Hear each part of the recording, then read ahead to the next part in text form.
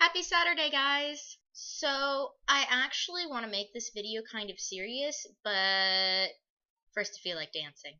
Don't listen to a word I say. The screams all sound the same. Okay, I think you've dealt with enough of my bad dancing. So, I've never made it a secret that I have clinical depression and anxiety, and that, sometimes these take a hard toll on me. And I've been trying this new thing. It's called cognitive behavioral therapy, or CBT for short, or at least that's what the therapist keeps telling me. And it involves a lot of trying to put your feelings and emotions into words and separating your thoughts from your emotions. And I don't know, I find that a really interesting concept. It's sort of like today I went to a Sherlock meetup in Boston. And it probably could have been pretty fun, except for the fact that it was a cosplay beforehand, and I'm not into cosplay. I'm nothing against cosplayers. They're cool. Just not my thing. So I went there for the meetup, and I told myself I'd wait for a half hour. So I waited, and I waited, and I waited. And then the half hour was up, and I was still sort of freaking out.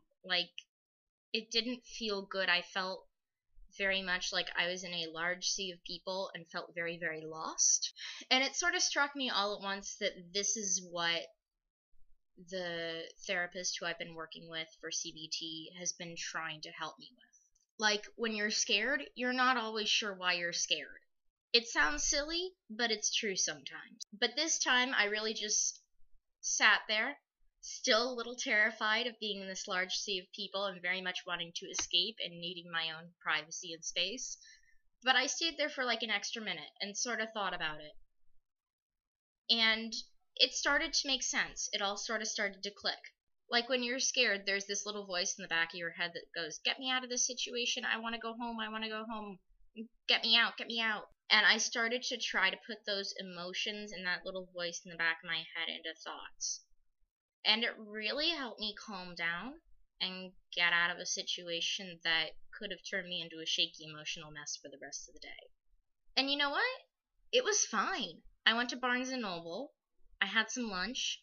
I went to Boston Public Library, which, by the way, you guys missed out on the book sale today. Sorry. I didn't buy anything, though. Didn't have much, so it was cheap and that I liked. But I just feel like if you're stuck in a bad situation, it's something that could help, and I hadn't really considered it before.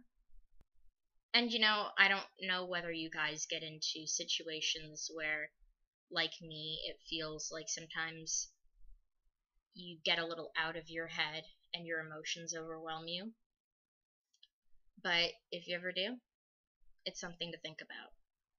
It's also sort of cool in the psychology, biology of how cognitive reacts with the emotional and all that fun sciencey stuff. Emily 1, I'll leave that to you. And with that, Jen, I will see you on Monday. Oh, by the way, Emily 2, we really missed you this week, but I understand. Okay, bye!